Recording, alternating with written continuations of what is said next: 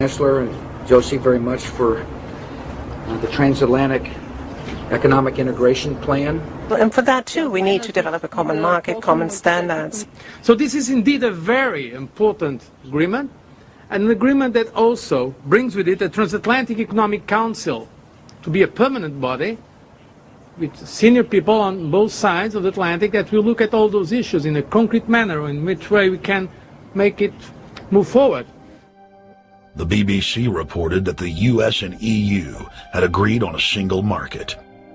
By announcing a new economic community integration, they were simply repeating what had been done in America and the EU on a larger scale. The accord states that the two blocs will aggressively push regulatory convergence in more than 35 areas, from financial services, intellectual property, military, education, mergers and acquisitions. They also agreed to jointly push a global carbon tax. We recognize that we have a problem with greenhouse gases. We agree there is a global threat, it's a serious threat. We agree there is the need to establish a limit to greenhouse gases. We need to discuss the possible pricing of CO2. How can we translate this into a market economic compatible scheme? We have agreed to establish a high-level group, a forum. This EU-US result is translated into the G8, debated together with the outreach countries, China, South Africa, Brazil, among others, and India. A global solution to a global problem. If Bilderberg succeeds, America falls.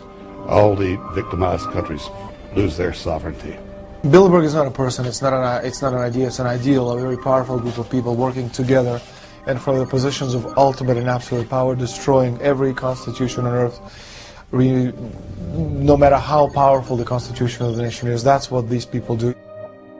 The African Union arose out of the African Economic Community, shot up in the early 1980s.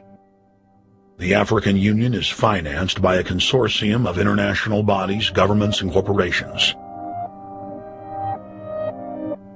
The African Union Army serves as an enforcement arm for the New World Order's exploitation of Africa. In Asia, APEC and ASEAN have announced plans to form the Asian Union, consisting of Asian and Pacific nations, having more than 3 billion people within its borders. APEC will become the Asian Pacific Union, and the world is to be divided into 3 great regions for the administrative convenience of the world government in which the UN is to evolve. As the unions form individually, they are simultaneously merged to form the first planetary government.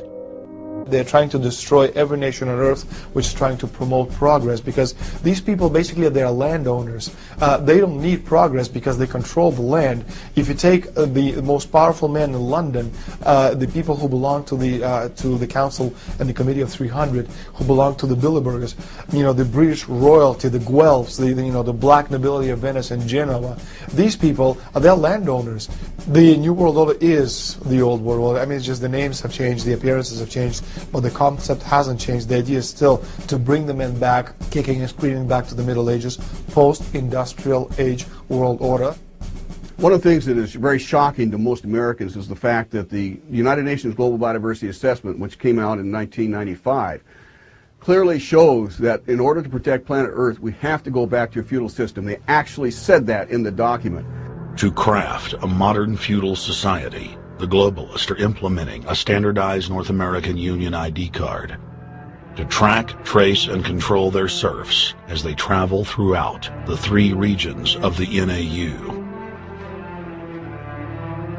Building on the massive displacement of humanity caused by globalization, the New World Order is rapidly constructing the physical infrastructure of the North American Union, the NAFTA Superhighway Control Grid.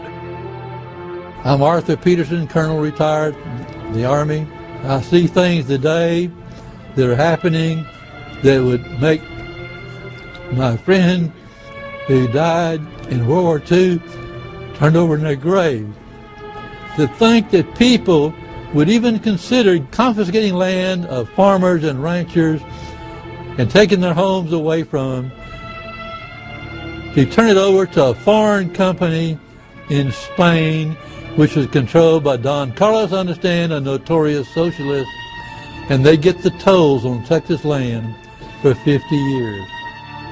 The proposed Trans-Texas corridor would be a patchwork of superhighways and railroads stretching 4,000 miles from the border of Mexico, cutting through Texas to Oklahoma. A lease has been signed that would make Texas Highway 121 a toll road. A private Spanish company won the bid to build and collect the tolls for the next 50 years. These deals with private companies are being negotiated largely in secret, and many state lawmakers are worried taxpayers are being sold down the road. Critics say it's a threat to our national security. It's part of a plan for a North American integration being carried out by government and corporate elites without congressional or voter approval.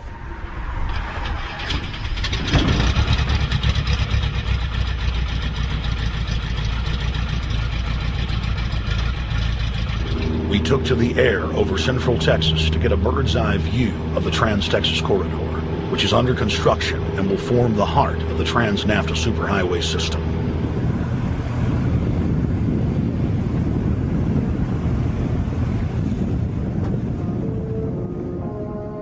History repeats itself.